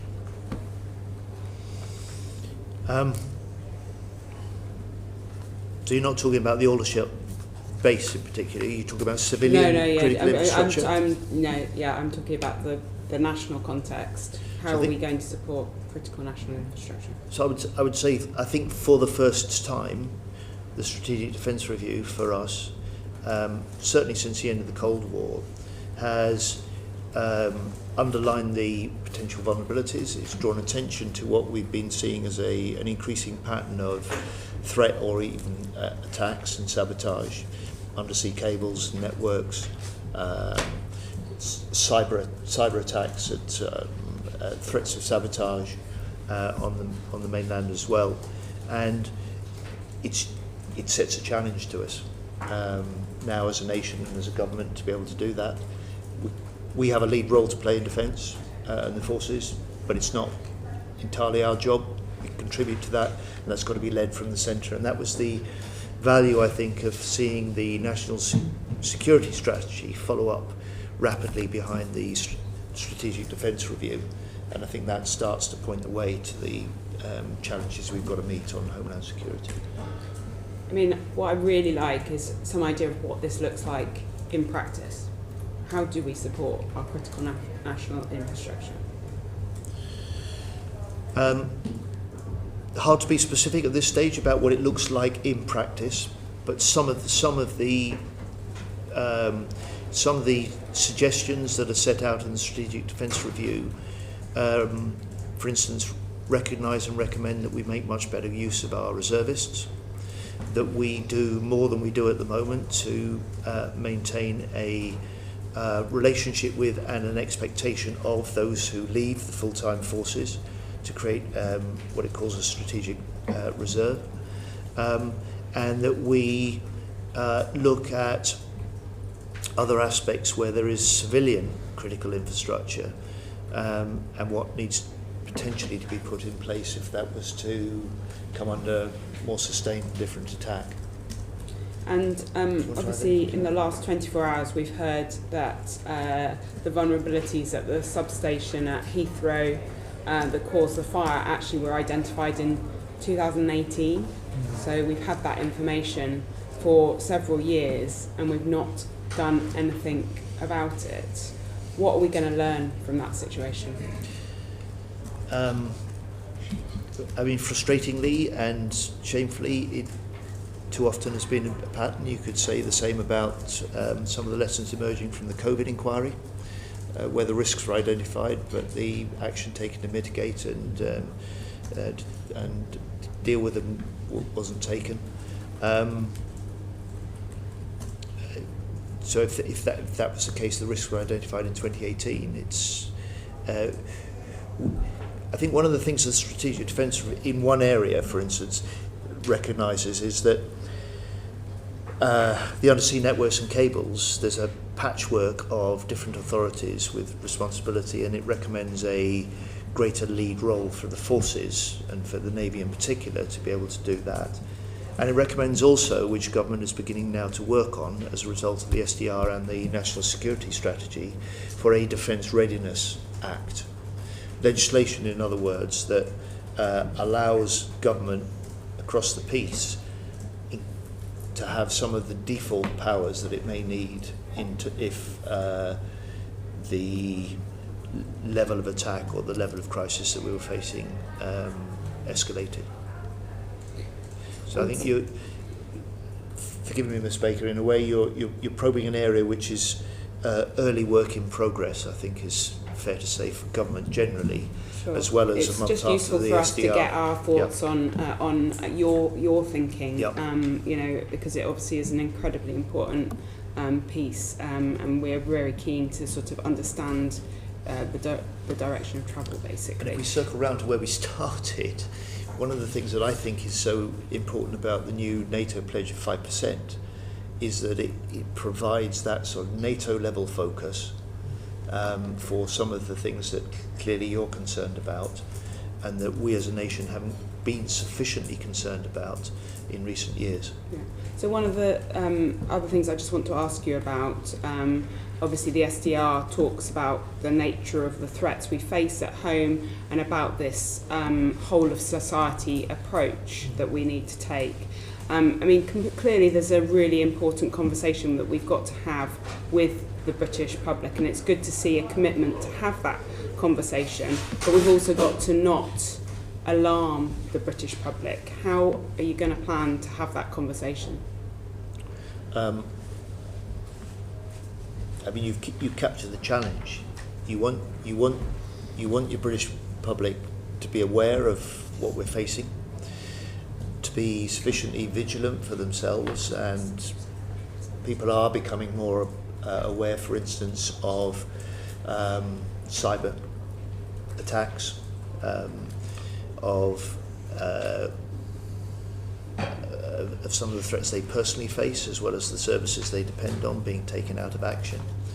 But in terms of, as Defence Secretary, I have a really central concern that the British public understands, recognises and supports better what our armed forces do. And the SDR points to this but touches quite lightly on it. And Mr. Chairman, to double back to really where we started, the continuous attitudes survey published in May had for me what was one of the most searing statistics and troubling, which is that compared to 12 or 13 years ago, the majority of those who serve, the majority of them were confident and believed the British public supported them and valued what they did. That has now plummeted in recent years, so that now just 1 in 4 of those people in uniform believe the British public supports them and values what they do.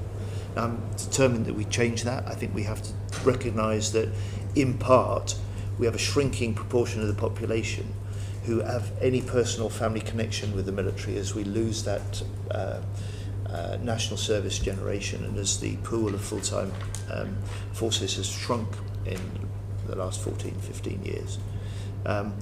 So some of the moves that have had little attention but for me are a high priority include, for instance, the recognition of the role of cadets and the recommendation which we've accepted that we look by 2030 to increase by nearly a third, by 30%, the cadets in this country.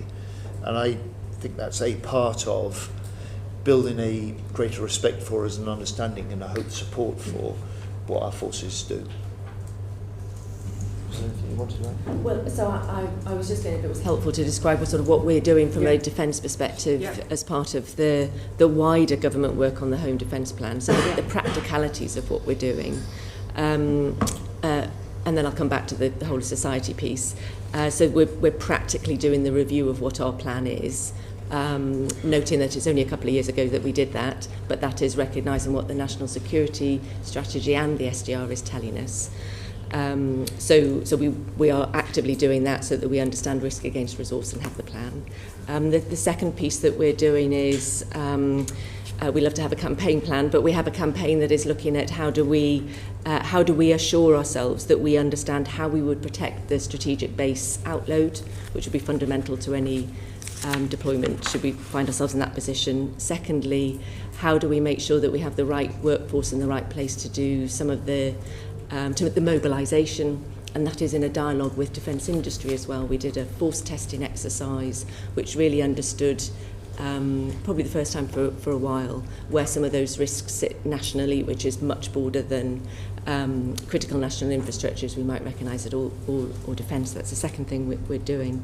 And then the third part is where reserves fit into this. I think that is part of the whole of society conversation, where reserves come into not only war fighting but also defending the nation.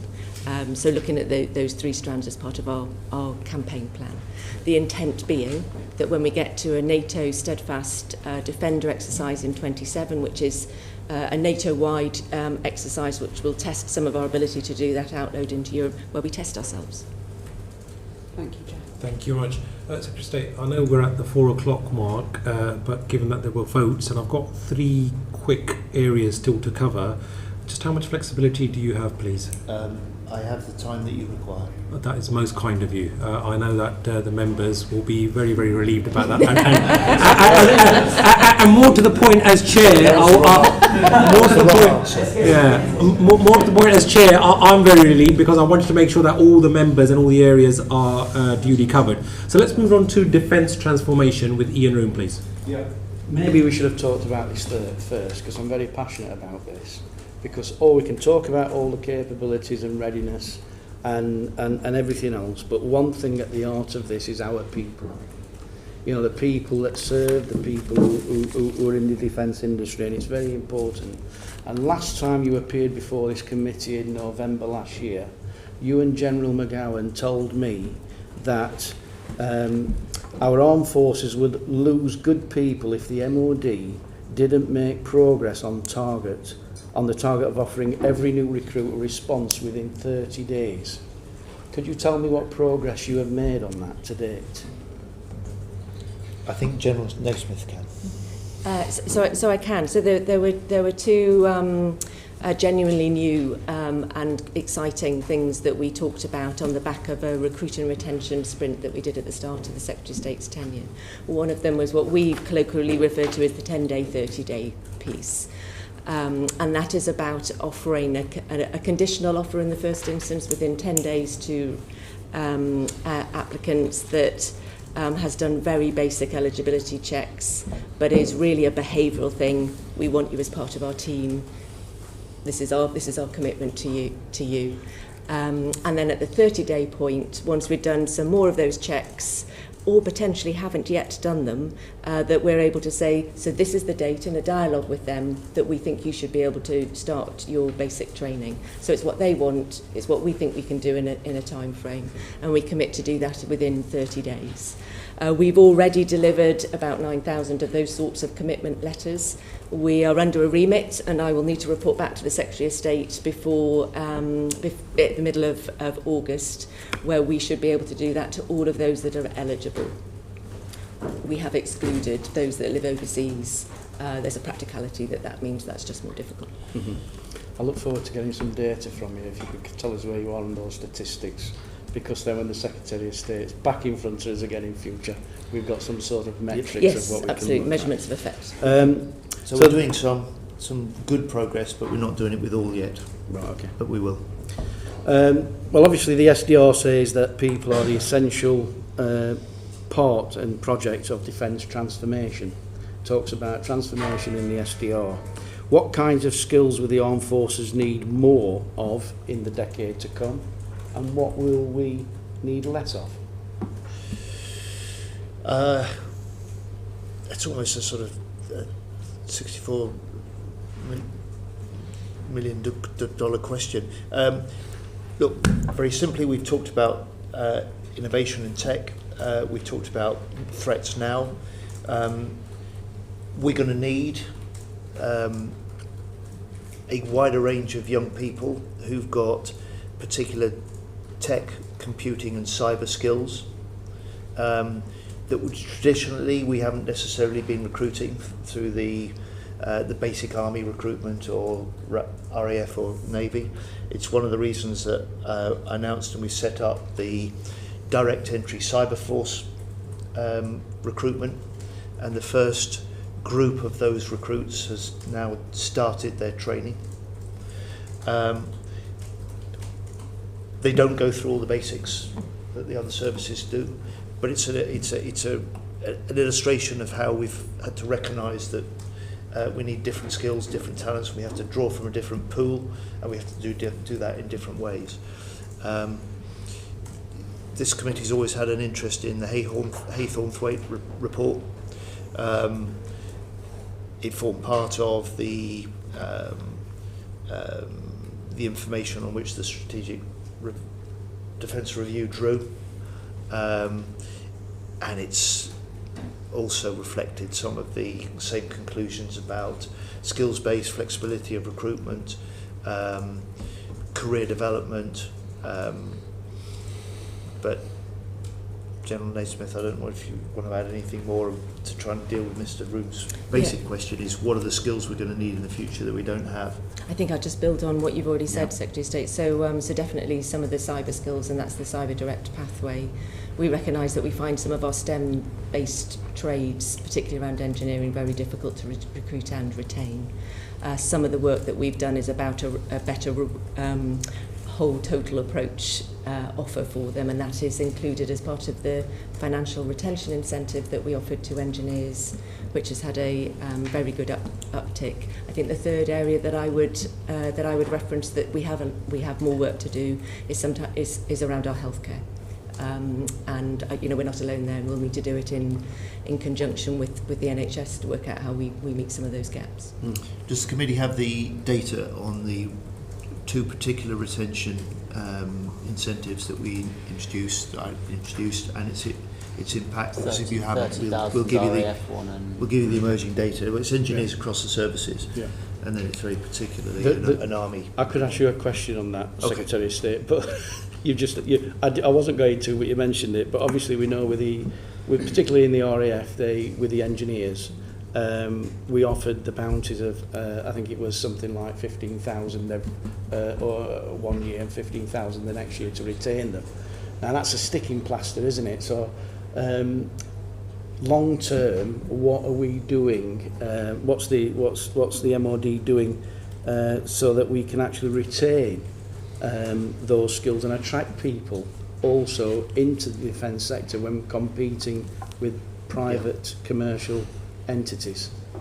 I think when you see the data, or if you speak to any of those that have accepted the retention bonus, I think they'd see it as more significant than a sticking plaster, with respect. But it's not the full solution.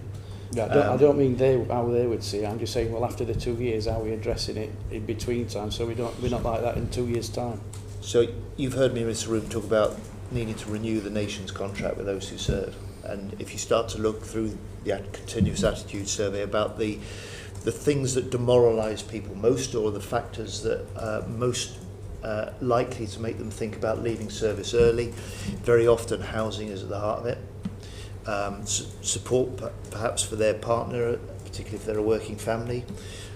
So we're trying to deal with the latter, and on the housing, it's not that, again, there is no one solution to this, but unless we can make decent housing, and in my view also the prospect of being able to sign up, serve for a significant amount of time in the forces, and realise that aspiration so many people have to own their own home. Unless we can realise that as part of the contract with those who serve, then I think we will not fundamentally deal with some of the retention challenges that have built up over the years.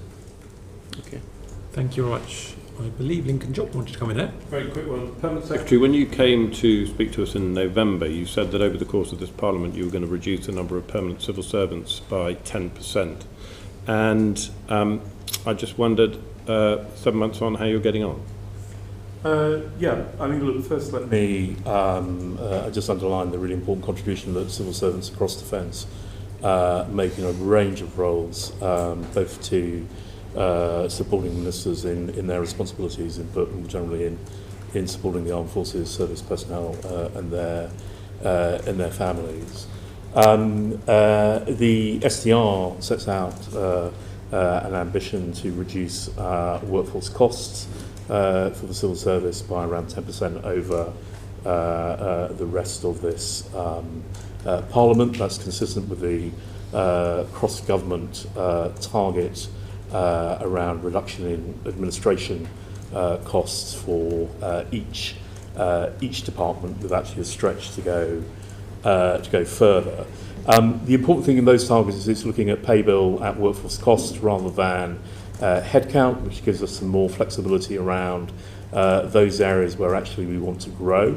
For instance, growing cyber or digital skills, thinking about some areas where we may want to civilianise or may want to bring into core permanent civil servants contingent labour or external assistance. The numbers as they currently stand are around 55,000 civil servants. We are working through, as part of the Defence Investment Plan, a series of efficiency and productivity measures. The Secretary of State has talked about our assumptions about the kind of productivity gains in financial terms, £6 billion over the period that we will look to then invest in frontline capability. It's a work in progress. The numbers continue to be on a downward trend from a peak a few years ago of about 58,000. So we've come down by about 3,000. But there's more to go. The intention is to either publish as part of the Defence Investment Plan or alongside it in the autumn a defence reform and efficiency publication that will set out the detail there. So it's a more flexible target around pay. My expectation remains that the civil service in future within defence will be smaller, but it will be more capable, better trained, more agile, more deployable, and I think civil service careers within defence, against the kind of ambition set out in the SDR, against the investment that we have, and actually as we make a success of defence reform, it remains a great place for civil servants to work. Thank you, sir. Chair. Well, thank you. Calvin Bailey, please, on the infamous E7 Wedgetail programme. Thanks very much, Chair. Defence Secretary, E7, so we were going to buy 5, then 3. They're horrendously late, overpriced. We've got one in with a special clearance, which means there's something that we don't know about. That means it can't have a normal clearance. The Americans have pulled their commitment to the programme, and Boeing appear ambivalent. Could you give us an update on where we are with the programme and the risks to it? Yeah, Mr. Bailey, if you'll accept this, look, and Mr. Chairman, if you'll accept this, if you've got a series of questions about Wedgetail in particular, if you, rather than trying to deal with them here at the end of this oral session, yes, if you can supply them through the clerk, then I will answer them. Okay. I think this will be something, if we could come into the department and have a discussion about this. Was one of the things that was presented to us behind closed doors, and I don't think we've had a follow-up with it yet. But there's a pretty major risk to the programme on the basis that the US have pulled out, but I accept this might be if that's your preference, then I'm happy to deal with it in that way. Sure. Thank you. All right. Thank you very much. And let's go on to more transparency at the MOD with Derek Twigg. Can we come on to the defence equipment programme? And it's 300 billion of defence equipment, which we've not been effectively been able to scrutinise.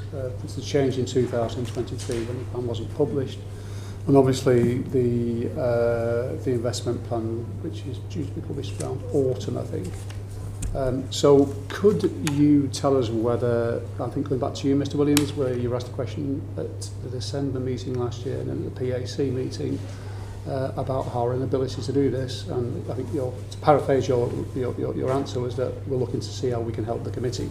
Yep. So 7-8 months down the line, we're still looking to see how you're able to help the committee.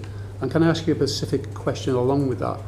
Can you tell us what the forecast equipment costs are over the next decade and the value of the budgetary shortfall or surplus against this forecast? So there's two parts to that question. Yeah. Well, look, let me answer the second one first, which is today. No, I can't, because we are about to take the conclusions from the SDR into the Defence Investment Plan work that we have set out will take place over the next few months. Against sorry, what you're saying, no, you can't. So which question? Sorry. Sorry, to your second question. Sure. So, your second question of the cost of the programme against the budgetary shortfall is that both sides of that equation have changed and are changing. So the Prime Minister... You don't know what the shortfall or surplus is? Well, across a 10-year period against the programme of record, I don't expect there is a shortfall because we have There is a shortfall? No, I don't think there will be a shortfall. So there'll be a surplus, will there? Because in comparison to the last equipment plan that the NAO reported on, we now have a commitment to 2.5% of GDP earlier in this decade, 3% of the next Parliament, and 3.5% by 2035. So the budget has changed quite fundamentally. I get things changed, but what you're actually saying, if I'm understanding this correctly, is the MOD doesn't have a clue what surplus or shortfall is in its budget. What I'm saying is the increase...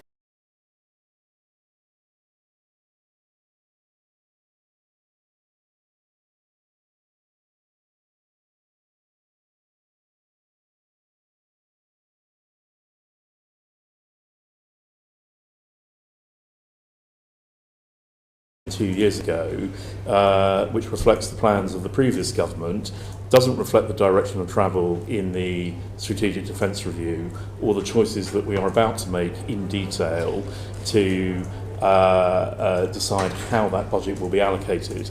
Now, the Secretary of State has set out some of the firm spending commitments that we've made on publication of the SDR, and those will clearly be inked in, but there are a range of other capability choices that we need to make. So to segue to your first question, it's not that we have been sitting on some secret equipment plan that we haven't been willing to share. The last equipment plan... You have, because you haven't been willing to share. No, we haven't. No, you have, because you've been saying you can't share it with us, because actually it would affect national defence. No, it's just, if maybe the Secretary of State will want to come in... So you actually have been. In 2023, that was the last fully ministerially endorsed equipment plan that the department had. As we were then working through the following year, it did not get finalised because we were expecting that the government of the day was going to commit to an increase in budget to 2.5% by 2030. We weren't able to work that through. It wasn't in the end a funded commitment, and the election was called. We have then launched a strategic defence review, which has been addressing these sorts of questions around where our priorities sit, and now we're going to land those decisions against the increased defence budget that this government has committed to. But we know the forecast cost for the defence nuclear enterprise has risen by 10 billion up to 2033. That was the figure was announced at the PAC. At the PAC, so you can yes. announce that figure, but not. So we have elements of cost growth or variation in individual programmes, but the content of the equipment programme overall, how much we want to invest and which capabilities, and the sequencing of that investment, not least against NATO targets, is a matter for the Defence Investment Plan over the next few weeks. We are not only started that work, and the Secretary of State may want to talk a bit about the Defence Investment Plan in detail, but we've also started engaging the National Audit Office about how we might engage them in that work as it goes along, so that they can produce their assessment of our plan once it's published in the autumn. So sorry, I'm finished there. So basically, you can't give us the figures, you have just said there is a shortfall because of the extra money. You can't actually calculate that at the moment. That's what you say. Well, no, what I'm saying is so that the shortfall that we identified will be less because you've got to fund the shortfall as well. But we don't know what the shortfall is. Well, so this is why I think it's with respect to a not a particularly productive argument, because the shortfall that we had in mine's not a productive argument. So but both sides of this equation, the content of the programme and what we're spending, are changing.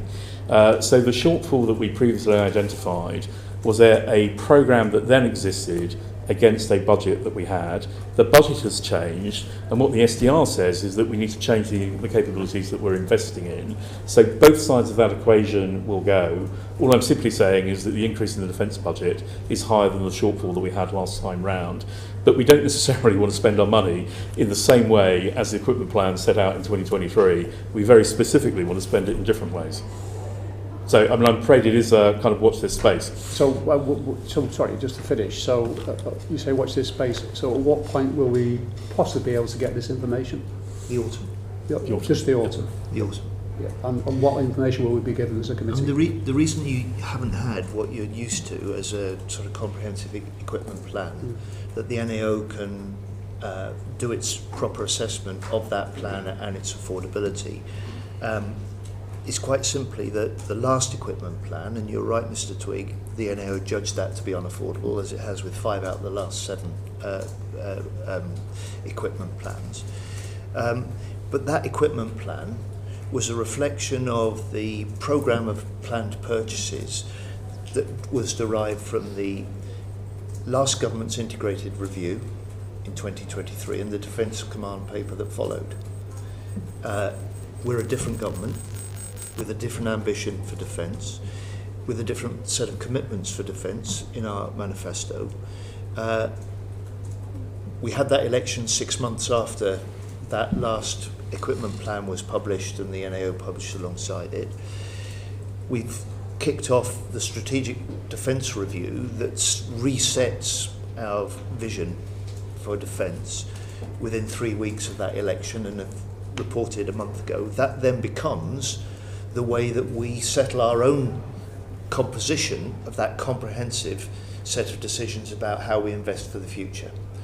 Now, in old money, that would be the equipment plan, but the defence investment plan will supersede that, and it will be different in a number of ways. So what information will the committee be able to have in the autumn that we haven't been allowed up to date?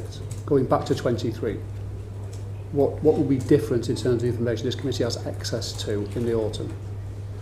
So it's not transparency. It's not the information that you haven't been allowed. It's just there is no comprehensive equipment plan to be assessed and audited in the way that has been before, because we've had a general election, we've got a different government making different and bigger commitments to defence spending. We'll make different decisions about the capabilities that we think our forces need. We'll make different decisions in some cases about the pace of those. There will be elements that will be consistent in all arrangements. You cite nuclear and our commitment to the continuous at-sea deterrence. But this just won't be about, for instance, the equipment that we set out to procure and when we procure it. It will about some of the investments that we need to make to realise the strategic defence review. So some of the infrastructure that has never figured, never been really detailed and put in its proper place for you and for the National Audit Office to properly scrutinise and hold us to account for. You'll be able to do that in the autumn. Good. Thank you very much. And finally, with a quick supplementary, Ian Room, please. Secretary of State, from one Yorkshireman to another Yorkshireman, you know how we talk bold. Can you be very bold in your reply and actually say to me the date that the Defence Industrial Strategy will be published, because there's lots of people and businesses out there are wanting it to say things that are going to improve the internal workings of the Ministry of Defence around the procurement stuff, all the things that we pick up from industry as we're out there when we're doing visits. Can you be bold and tell us that we're going to get it definitely before recess? Dead right, Mr. Room. There are a lot of defence businesses and investors out there that are making a really useful contribution to the work we're doing on the industrial strategy. Look, it's well advanced. The answer to your question is soon. Defence Secretary. I'm going back. Defence Secretary. You never said that when you were in Wakefield. I know you were born in Wakefield. What would your father have said to you if you'd have come back and said that to him and he said, hang on, that is not an answer, son? Well, would you have said before recess or not? Will we get it before recess? Can we be bold? If I said that in the Traveller's Arms in Parkgate, which you're familiar with because it's really close to where you grew up, if I said soon, they'd understand what I was talking about. Okay. Well, on that high note, Secretary of State, may I once again thank your good self, also the Permanent Secretary, Mr. Williams, and General Naismith. Thank you so much for the time that you have given, and also thank you for the flexibility given the votes. But we're very, very grateful because at least we could get everybody in, and you were not held fully to your word. We could have stayed on until midnight because you'd said your time is fully. You're losing your members, Mr. Chairman. But don't worry, it's quality, not quantity. Thank you, thank you so much for your time. And with that, I bring the meeting to a close. Order.